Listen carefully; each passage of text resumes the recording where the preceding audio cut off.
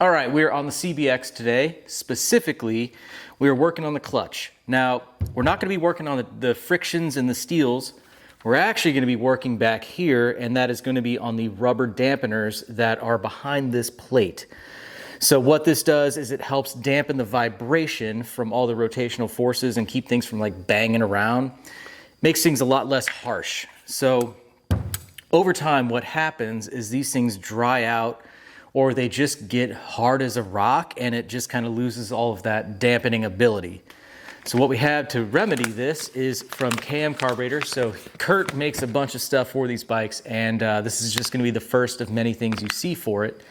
So this is actually a clutch damper kit. So what this is, it's going to be the necessary rubbers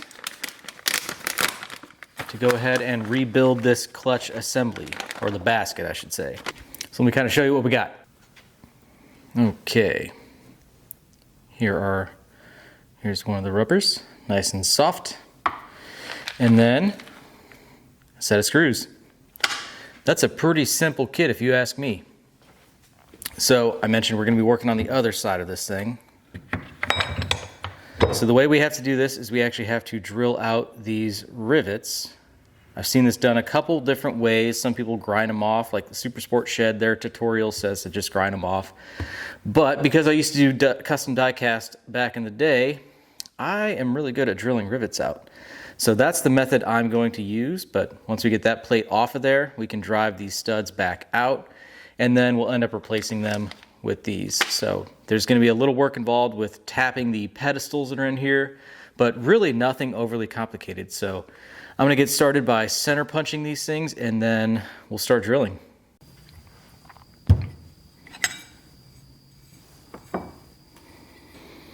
I also do need to check out my actual clutch discs. I haven't really inspected this at all. They look pretty dang thin. I'm going to end up replacing them anyway, but curious to see what the condition is. Basket itself is not bad.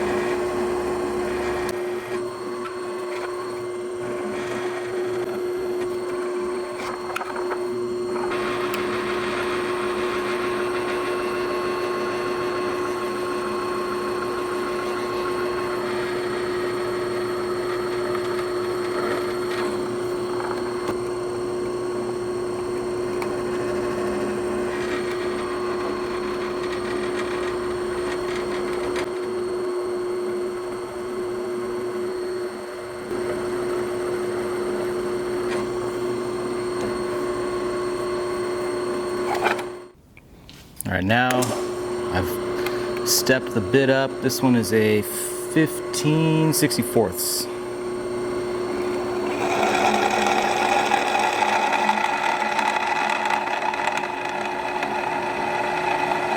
I'm not going really far down.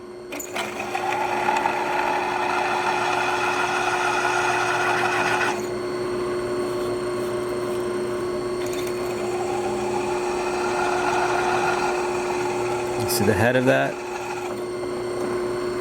It's loose enough. Falls right off.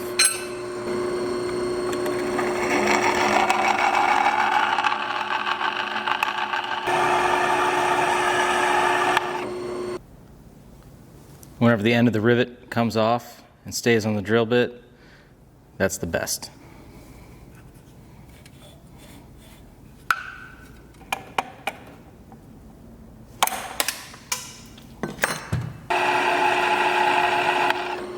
Oh, yeah.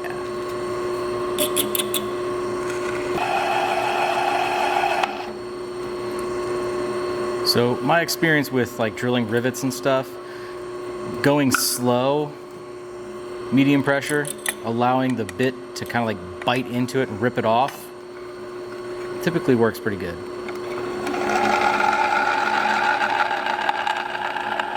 This one's a little off center. I think we're gonna have to use the chisel and just kind of break it off. But we don't know. Oop, got it.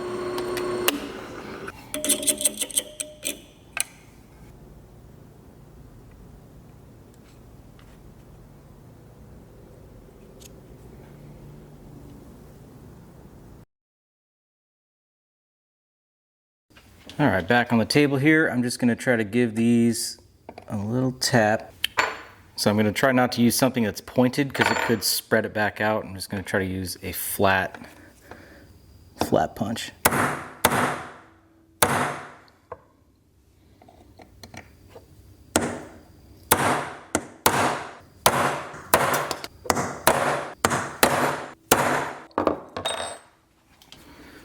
Got a little pry bar. Oh yeah, ain't no problem.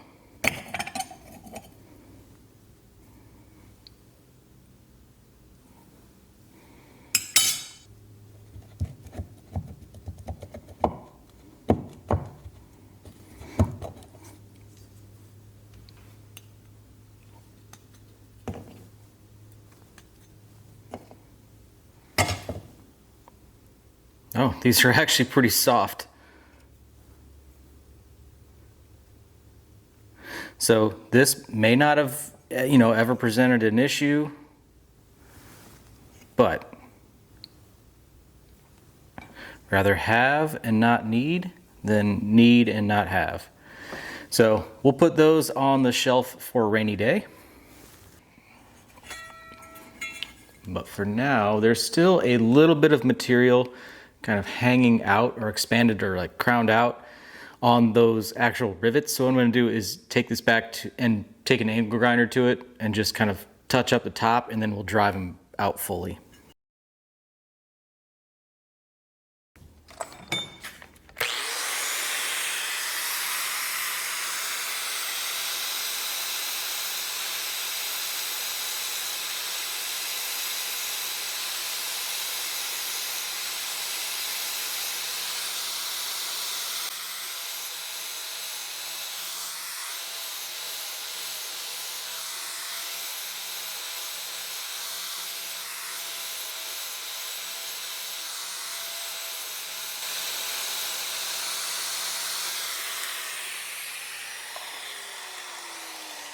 Okay, let's see if these drive out.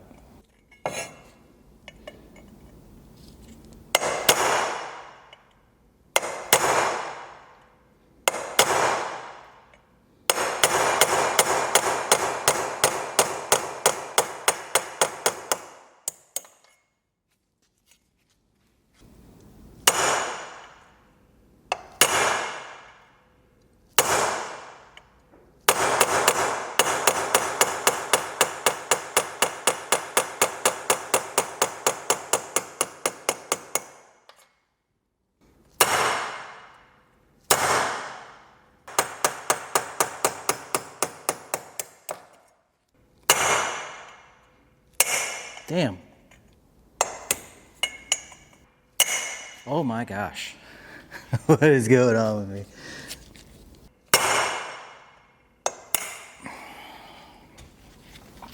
You know what, we're gonna skip that one.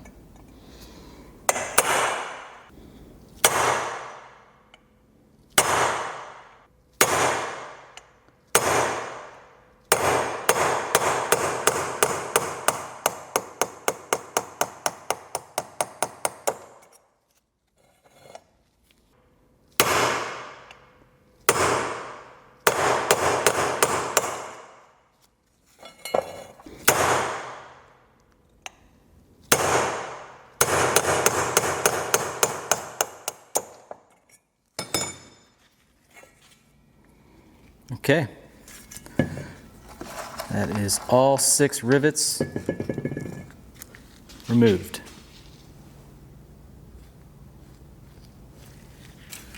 So for now, I'm going to go ahead and take this to the solvent tank. We'll get it cleaned up, and then we can start the tapping process. Actually, you know what? We'll probably just start tapping now, and then we'll clean. All right, now it's time to actually tap these holes, and that is going to be for these new high-strength screws. So these are going to go in that way and hold that plate down. And so we're going to be using an M6x1 tap. That is the same here. No pilot hole needed. These are pretty much the perfect size to go ahead and start. So what I'll do is I'll get my tap actually set in the drill press, get it started, kind of do it 46 works, kill the power, let it rotate in, and that's how we'll get it going straight.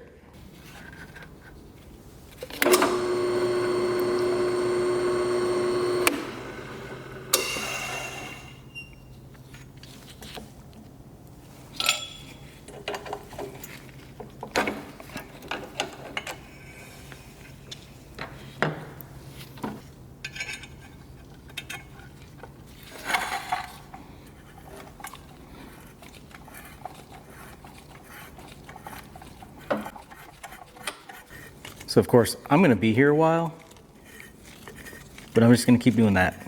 You get the idea.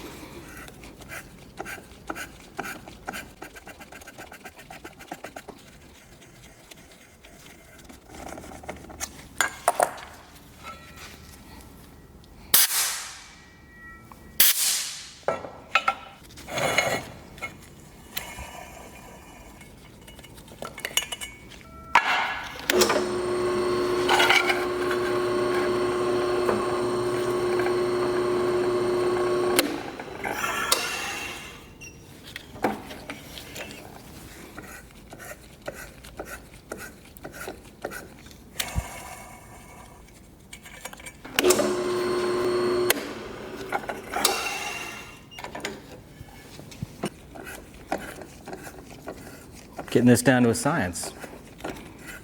So I mentioned this was kind of like 46 work style.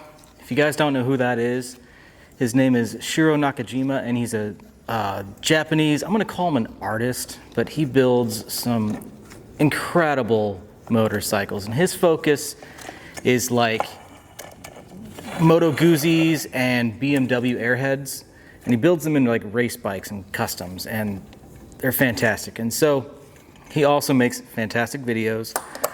But as far as the craftsmanship and the stuff he works on, he's kind of like who I aspire to be. Plus he wears a really cool green flannel. But anyway, if you haven't seen his channel, I highly recommend you go check him out. I'll put a link to his channel in the description.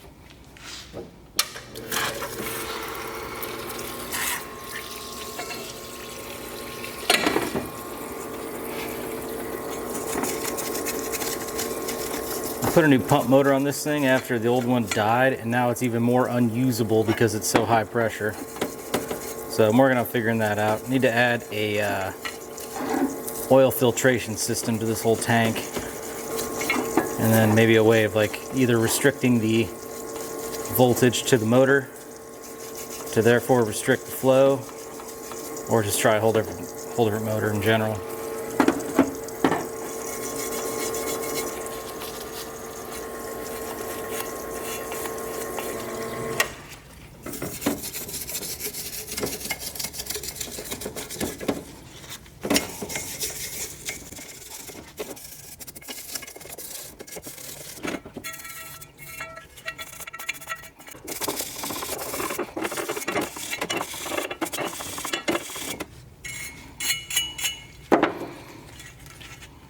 Okay, rinse this off and good to go. Okay, time to start putting this thing back together. There's a dot on these. I have no idea. I'm gonna assume dot faces down because that's the only way it'll fit. Yeah, okay. Now we know. Now I'm not sure if I should be using some kind of assembly lube for this. In my opinion, it can't hurt. I'm sure you guys will let me know in the comments if I'm going overboard with this or not.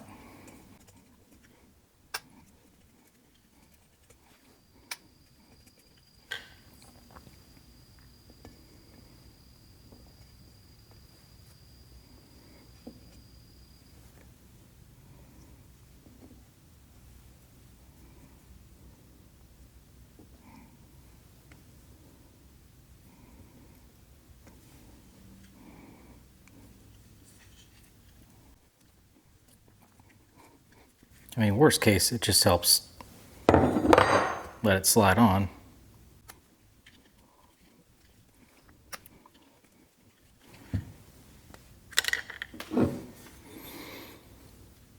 So right here, there is a lip. This side's flat.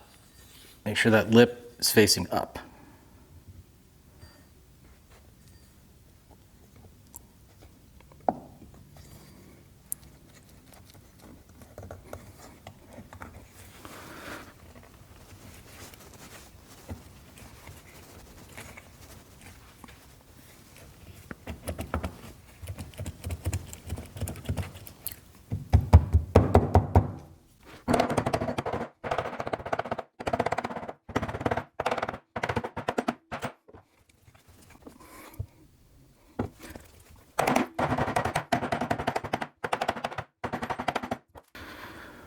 Getting down there.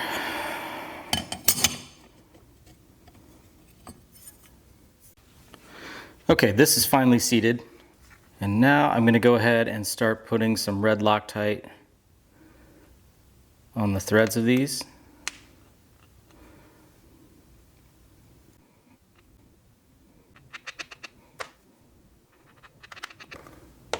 Okay.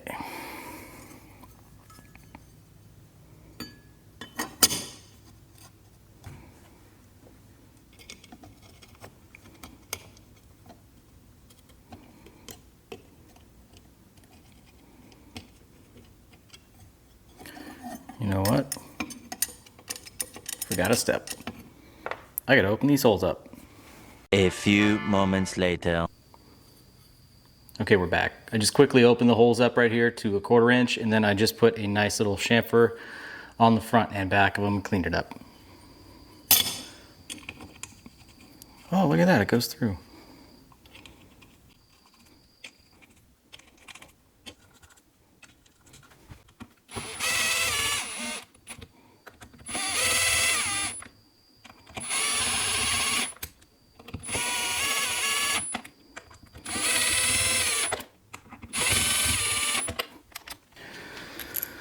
And then I'm just kind of winging it on this. I got my torque wrench here and I'm setting it at like 50 inch-pounds.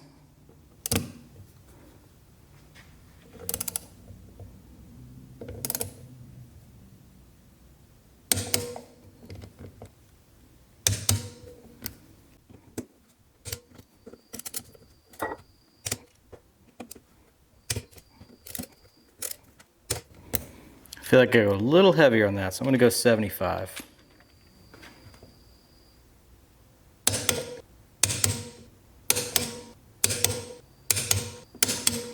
Okay.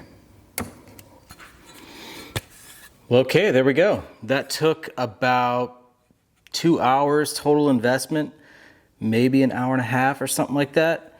So that worked out really good. The rivets were a little bit difficult to drive out, as you saw. Use a bigger hammer and don't miss. So yeah, that's the only thing I really didn't like. It's just, what else are you gonna do? So yeah, this thing's clean, and I'm gonna go ahead and get some clutch parts on order. We'll go ahead and get this thing installed onto the engine, but I know a lot of people need to do this job to prevent that clutch rattle. So yeah, hopefully this was helpful. Big thank you to Kurt at kmcarburetor.com. He makes a bunch of stuff for these bikes and like Kawasaki Z1, and he's developing more and more stuff. So you're gonna see his products actually for the carburetor rebuild that I'm going to do for this bike. And I've already shown him in other videos, but yeah, big thanks to him for actually sending me that kit.